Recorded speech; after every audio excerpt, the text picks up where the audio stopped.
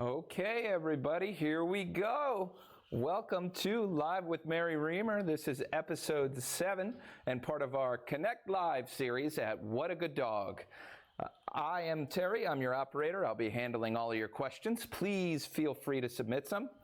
And I'm not the person that you're here to see. The person you're here to see is Mary. Mary, hello. Hello, Terry. We couldn't do it without you. You're the master of operations, all things critical. Well, thank you. I really appreciate that, Mary. So today I thought we'd do something kind of fun. First, we were going to look at some videos that were sent in. How's that sound? Sounds great to me. All right, the first one is a towel game based item. Oh, this little video is from a little miniature bull terrier who lives in Nebraska. She was originally a California girl, and her name is Capri, and she's just 12 weeks old. So here is her first experience with this game.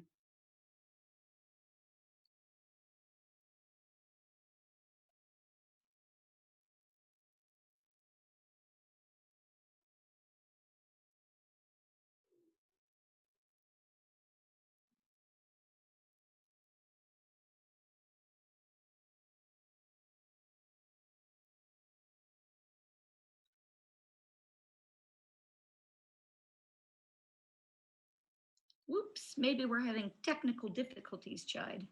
Technical difficulties. Yeah. What do you think? What do you think?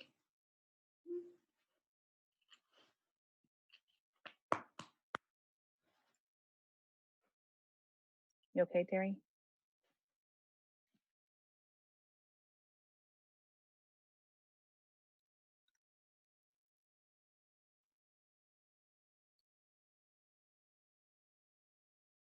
Here we go.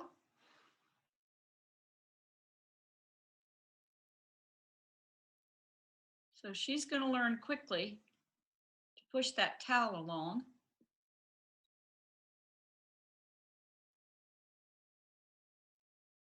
And she's getting her meal or a hearty snack. There you go.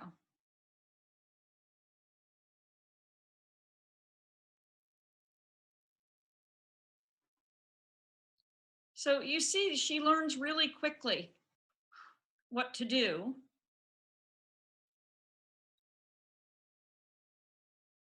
And it's a fun little way for her to get part of her food ration through the day and also a nice snack with good treats, perhaps, mixed in with her food ration. Bravo, Capri.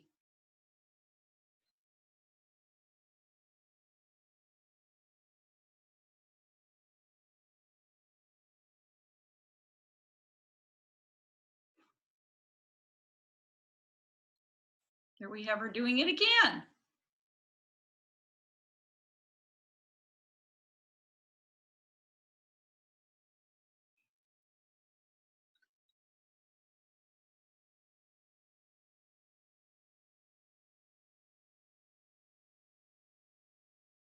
So this is just a fun and different way for Capri to get some delicious yummies. Also, I think Capri is headed for scent work as a career, and this teaches her to be persistent a little bit by moving that towel to get the food. Try it with any age dog. Okay, I'm thinking that we are having technological issues. So I think I'll be quiet until Terry comes back. Oh, we have another video. This is Krispy Kreme, and we decided to teach her a hula hoop game. So this is up on the website today, and you can participate with your doggie with this game. So when you begin these games, it's any interaction. So her just looking at the hula hoop gets a yes and a food treat, and then just a little standing in the hula hoop just to make sure she's comfortable. If she wasn't, I would do a slower introduction. So I might slowly lift up the hula hoop in front of her, let her see it, but she moves right along. And she has had introduction to games. So when you start inviting them to play different things, they cotton onto it more quickly. So here it's just letting her know that going through the hoop is the desired behavior. I think the cheese sticks to my hand, which is why at one point she's looking backwards. Like, where's the treat? Here we have a tiny bit of elevation. Okay, so there she goes around the other way. And that's just a wonderful piece of information from her, that she doesn't quite understand exactly what I want, but because she went the back side of the hoop and then came around through it, that was thinking, and I'm most definitely going to reward that. And then I know I have to work a little harder on the consistency. So I don't know if you guys can hear me. I don't know if you can hear the video. I can't hear Terry. I'm back. Apologize. But yeah, they can hear the video. Okay. Could they hear the video all along? So this is just info. No, I was putting it in different places. Sorry about that, everybody. We had a whole system go down. Okay, so this is Crispy. Could hear everything you said on there. I was watching. Okay. Sorry about that, everybody. We had a whole system go down. All right, so we are going to head over to our first question. And again, everybody, you can send questions in. Oh, and Sam Brown, thanks for saying I can hear you. We appreciate that. Okay. My 8-month high energy dog keeps jumping up on my 14-year-old daughter and playing aggressively. With everybody else, she's fine, but when she sees my daughter, she just goes nuts. Specifically, my daughter comes down the stairs and lets the dog chew on her hand a little bit. And when that happens, she thinks it's playtime. Then she goes and plays ball with the dog. Obviously, we don't want this. What do I do? Oh, Vivian. So the dog has learned how to push the game on button with your daughter. So it's a sequence of chain behavior.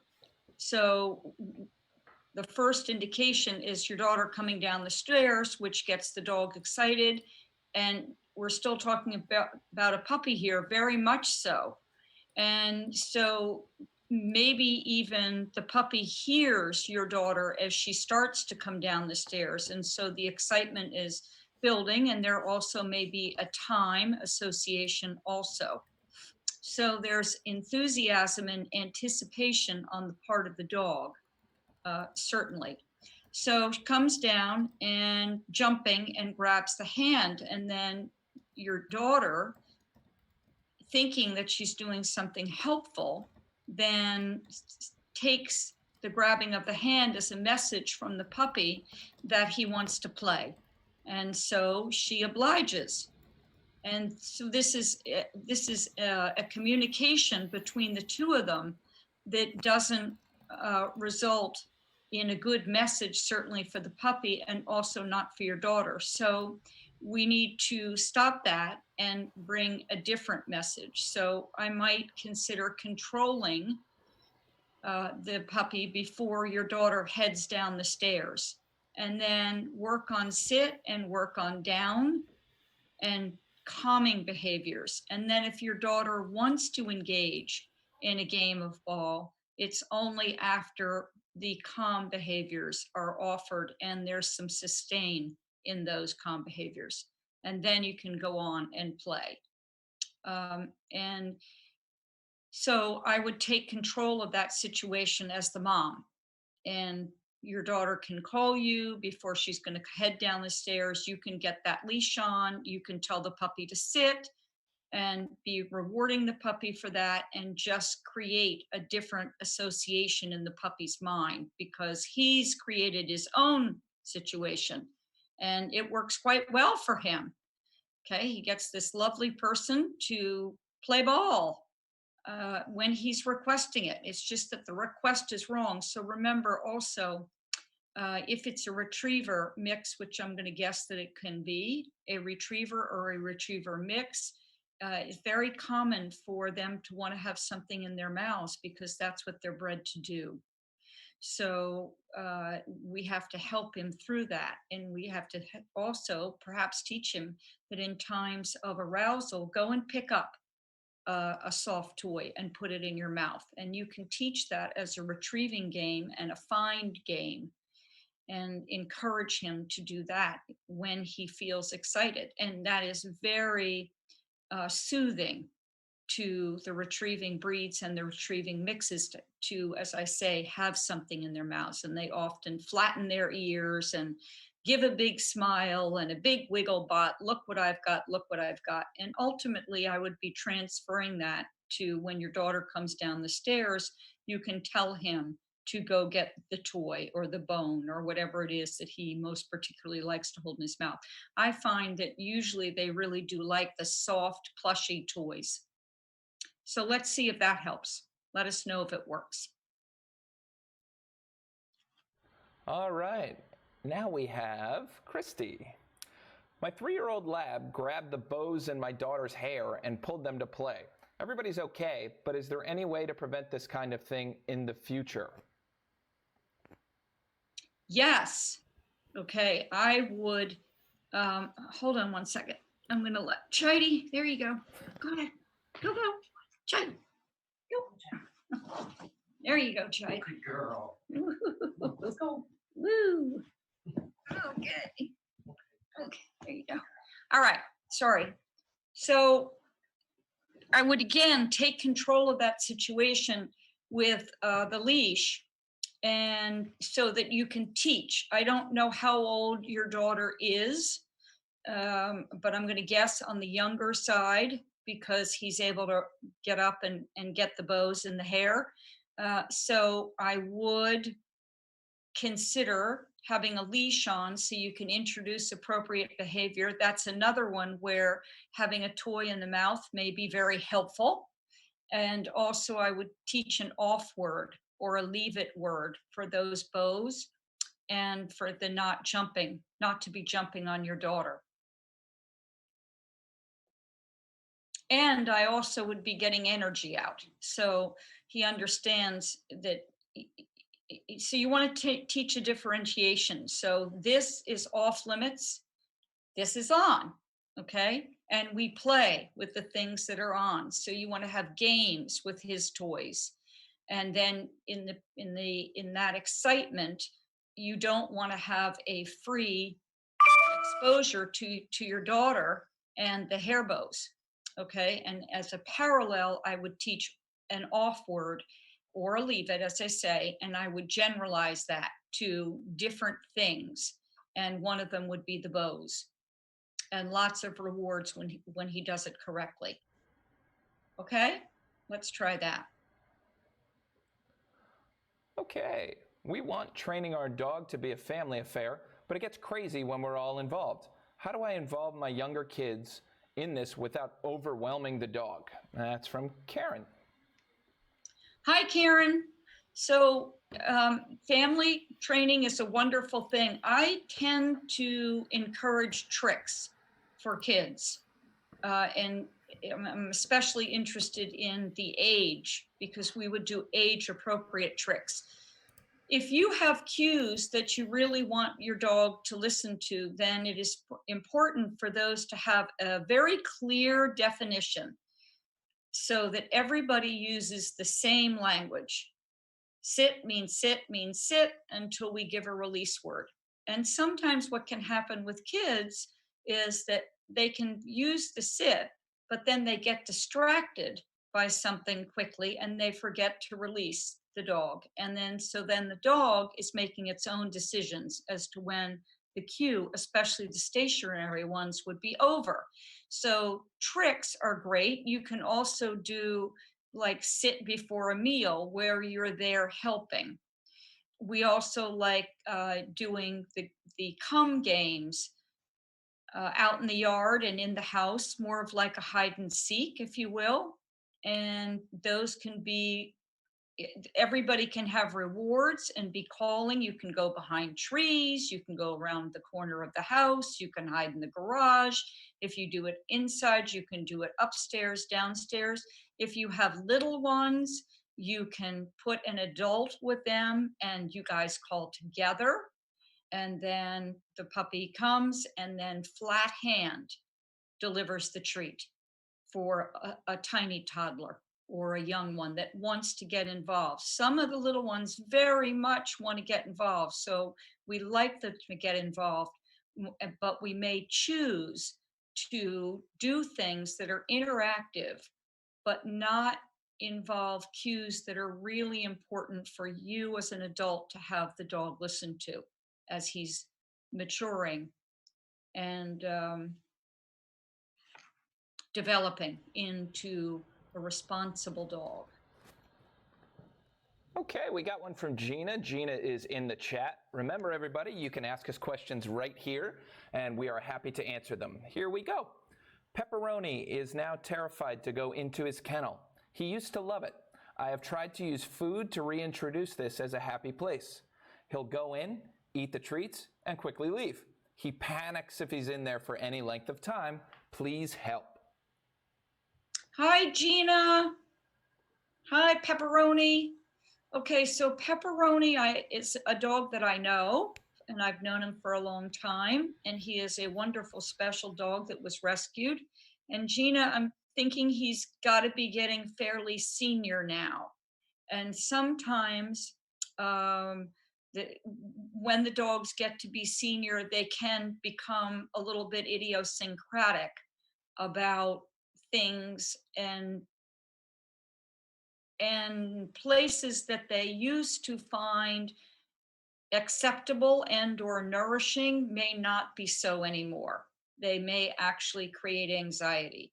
So what I might do is, first of all, I might not want to use the crate with the door closed. If he needs to go in the crate, then I would put it in an X pen, so with the door off, so that he can choose if he wants to go in or not go in. I'd keep putting things in it to make it a happy place. I also, Gina, might go so far as to get a different type of crate. So for instance, if you are using a Very kennel, a plastic crate, I might try a wire one. If you're using a wire one, I might try a plastic one and take the top off it for a while and then add the top back on again. So my questions would be, does he seek places that are den-like, or is he preferring to be more out in the open? And that would determine to me which type of crate I would want to try to reacclimate him to. So I would start also feeding him his meals proximate to the crate. And when he's really moving quickly to go there, then I just put it on the inside corner, first one, and then move it to the other one, but not in the back. When he's running to do that, then I'd move it to the middle of the crate. Then I'd move it back outside of the crate again. Then I'd move it back into a further corner, deeper into the crate. Then I'd move it back to the front. Then I'd move it back outside. Then I'd move it back in. Then I'd close the door if you need to. I think it might be better for him to have his autonomy by having a door that is not ever closed again and working with the X pen, so that he feels he can come in and out as he needs and have a nice bed for him outside the crate. But again, I'd be looking to see what he seeks when he's not needing to be confined. As I say, is it closed in and den-like, or is it more open? Does he like to be up on something a little bit more raised, or does he prefer to be on the floor? Those kinds of things would really help in determining the specifics of what I can suggest to help. In the meantime, those are just some broad based suggestions, and see how you go, and then let us know next week, and I'll make adjustments. All right, Gina. Give them a kiss and a biscuit. So please reach back out to us, Gina, so we can follow up on that. This next one comes from Instagram. This is from Brian Quinlan. Any recommendation for my Bull Terrier Toro to help with his allergies? Hello, Toro and his allergies. Well, the first thing to do is determine, is he having food allergies, or is he having environmental allergies, or is he having both? And I think that the best thing to do really to resolve it is to go to a veterinarian that is a specialty, whose specialty is allergies. So Dr. Shanley, there's Dr. Shanley at Hope, and it is I think possible. I'm not 100% sure, but I think you can still get appointments. It would be a drop off. He usually has quite a wait list, but I think it's worth the wait. I have sent other people from significant distances to him, and they've had great success, because then that way he can identify exactly what it is that Toro would be allergic to, and he can make you up a serum just like they do for people, and you can give that serum to him, and it's a weaning process, and it will be, as I say, specifically for Toro. And I think that that's the fastest way to get a resolution. If that isn't possible and you think it's food, then I would do an elimination diet. So I'd start with one thing. You can read about them online. You go with one food product for 5 days. If you don't have any reaction, you add another one. It makes lists of suggestions of which way to go with that. And if it's environmental and if it's contact, then you can kind of wipe his feet down when he comes in from being outside. If it's an inhalation allergy, that's just a little bit harder to treat. And again, so that's why I would recommend probably Dr. Shanley, and going there and getting Toro's own recipe to help him out there. Okay. I like to say good boy, buddy, to my 1-year-old pug during sit practice, but my wife says I'm just supposed to say good. Who is right? Oh, you both can be right, Dan. Everybody deserves to be right. That being said, first of all, it's wonderful that you're telling him he's a good boy and that he's good. I mean, that's fantastic right there. The reason that we use either the good or the yes as a monosyllabic word is that it's crisp, and it hopefully makes it very clear to the dog when you give it. And it followed the clicker, and the click is a very clear, crisp sound, like a silent whistle. And you're wanting to make an impression that is received and processed very quickly in the mind. And then, as you know, that is bridging to the reward. So the clearer and crisper the information we can give to any animal, the faster it's processed and received.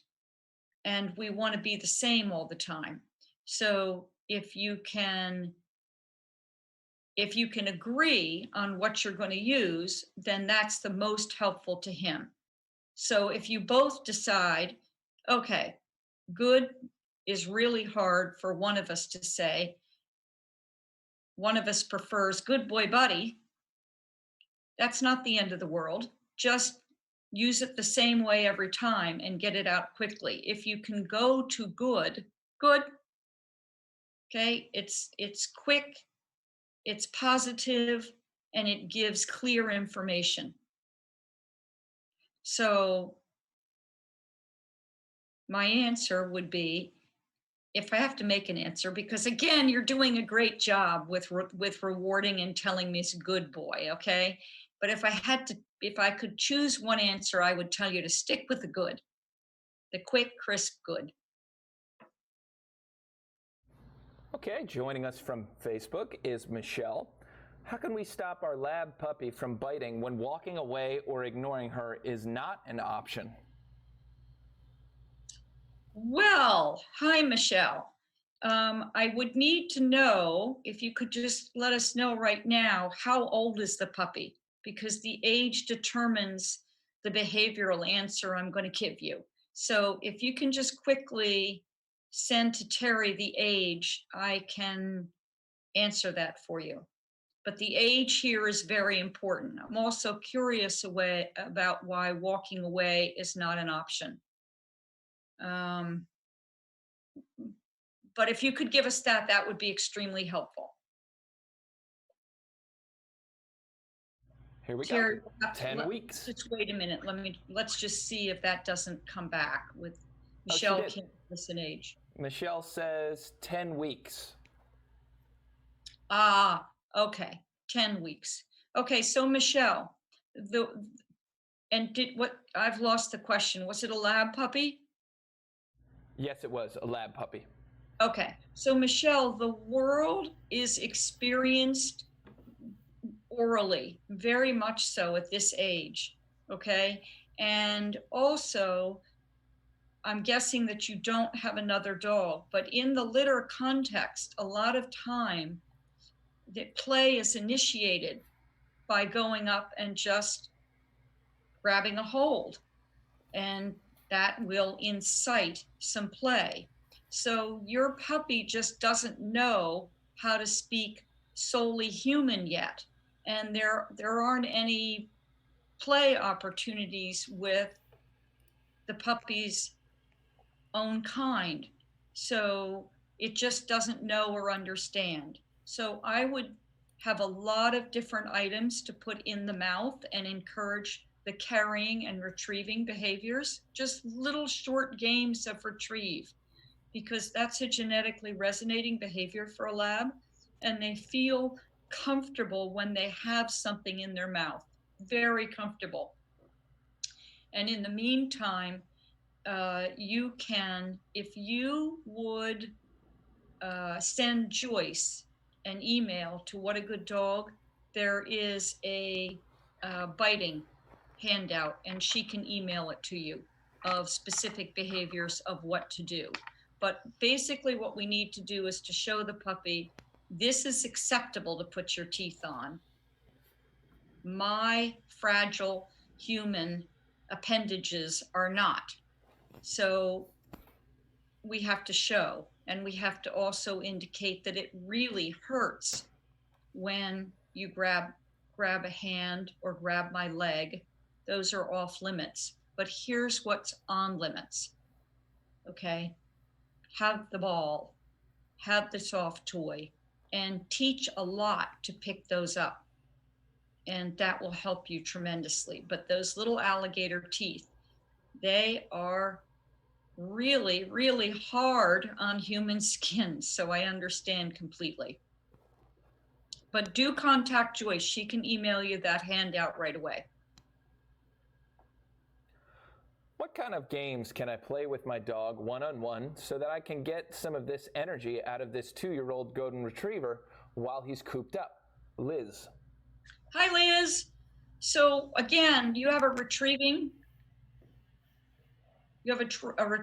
breed. So we want to use those instincts to burn energy and make games. So find games are the best kind, and retrieve games. So if you want to do the find games, if you go to the bully stick video with Crispy, it'll show you about that. But what we do is we just take a toy, we put a name on it, we put it, just either do a sit stay or a down stay or whatever, or have somebody hold him for you and put the toy right out there, and then just say, find Bruno. So you want to name it. because as the games go on, we will name other items, and you can do discrimination behaviors in these games as well. And it makes it quite fun. So find Bruno.